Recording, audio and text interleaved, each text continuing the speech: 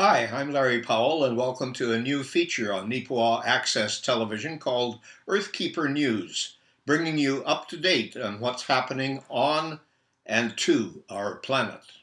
Some of us might be surprised that climate change actually played a role in that brutal civil war in Syria.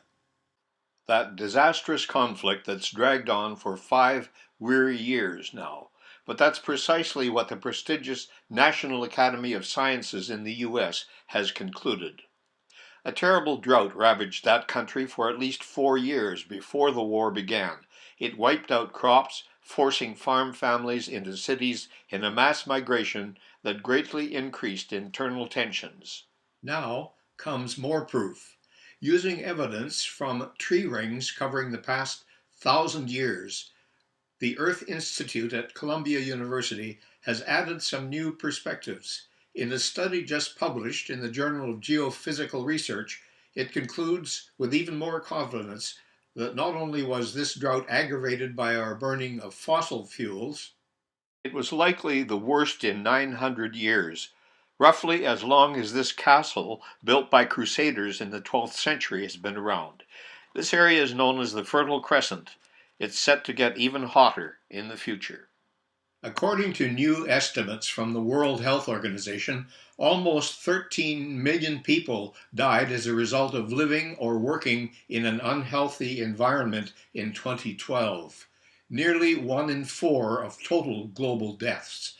Environmental risk factors such as air, water, and soil pollution, chemical exposures, climate change, and ultraviolet radiation contributed to more than 100 diseases and injuries. Over the past decade, more than 8 million people have died of non-communicable diseases like air pollution. But it's not all gloom and doom.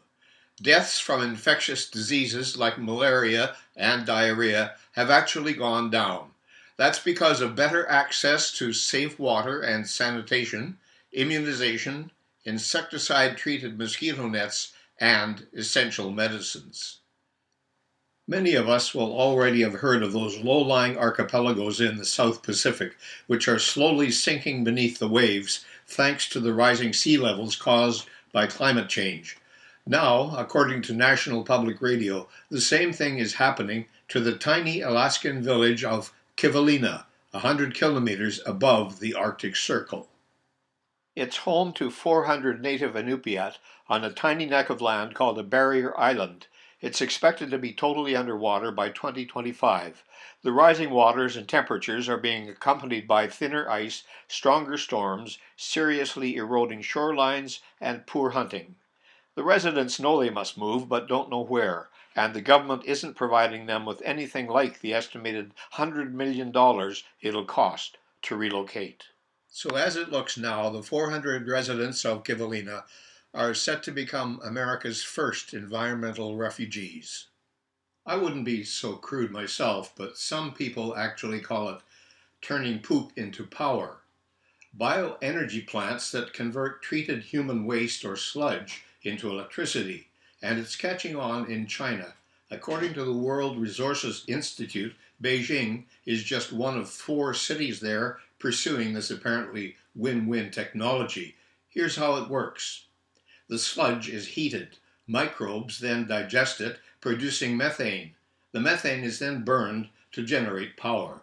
The Institute, which has studied the process, says the list of benefits is long. The electricity can be used to treat wastewater, heat the plant itself, reduce that solid waste, which is now simply being hauled away in huge amounts and disposed of in landfills, polluting streams and groundwater. And the best part, perhaps, which should appeal to politicians everywhere, it saves money. Well, that's all for now. I'll be back again in a couple of weeks with another edition of Earthkeeper News. If you like these stories, there's plenty more at planetinperil.ca. I'm Larry Powell for NAC TV. See you next time. Have a green day.